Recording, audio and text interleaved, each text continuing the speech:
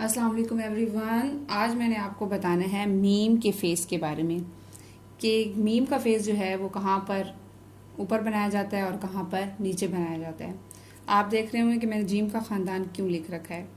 Gym का ख़ानदान मैंने इसलिए लिखा हुआ है कि मीम का फेस जो है, जब जीम के ख़ानदान से मीम मिलता है तो उसका मुंह ऊपर की तरफ बनाया जाता है, बिल्कुल ऐसे ही जैसे कि मीम जो है लिखते हुए हम उसका मुंह ऊपर बनाते हैं।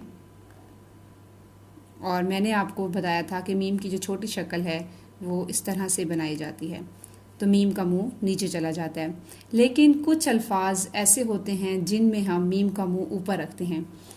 कब? जब मीम जो है वो जीम के ख़ानदान से मिल रहा हो, और जीम के ख़ानदान में अगर कोई मुरक्कब हर्फ है तो इनमें जो है जीम से मुरक्कब हर्फ बनता है झे और छे।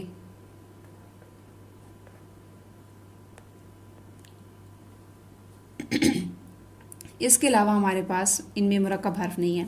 अब ये 6 हरूफ, जब इनसे पहले इनके शुरू में अगर मीम मिल रहा है तो हम मीम का फेस ऊपर बनाएंगे।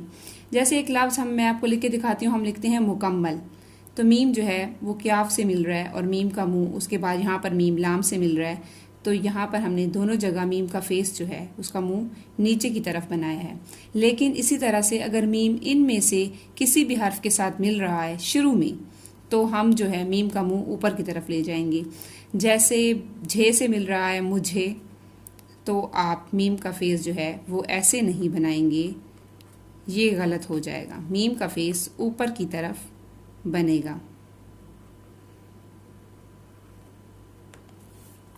अगर छे से मिल रहा है मछली, तो भी मीम का फेस ऊपर ही रखेंगे।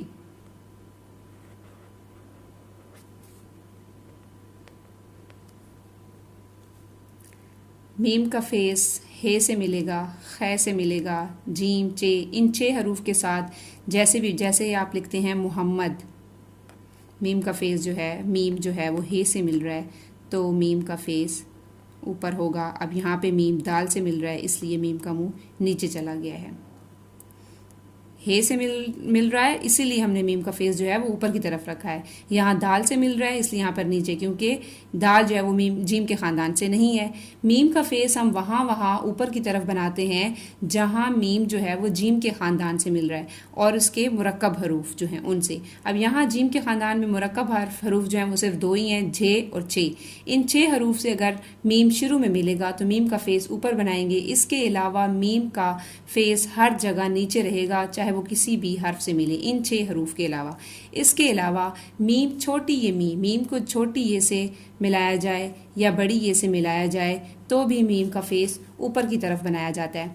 लेकिन शर्त ये है कि ये के बाद कोई हर्फ ना आ रहा हो, बड़ी ये के बाद कोई हर्फ ना आ रहा हो। जैसे कि एक लफ्ज़ है अम्मी, इसमें आप मीम का फेस इस तरह से नीचे नहीं बनाएंगे, ये गलत होगा, क्योंकि मीम के बाद छोटी ये मिल रही है और छोटी ये के बाद कोई हर्फ नहीं है, तो फिर भी आप मीम का मुंह ऊपर की तरफ ही रखेंगे।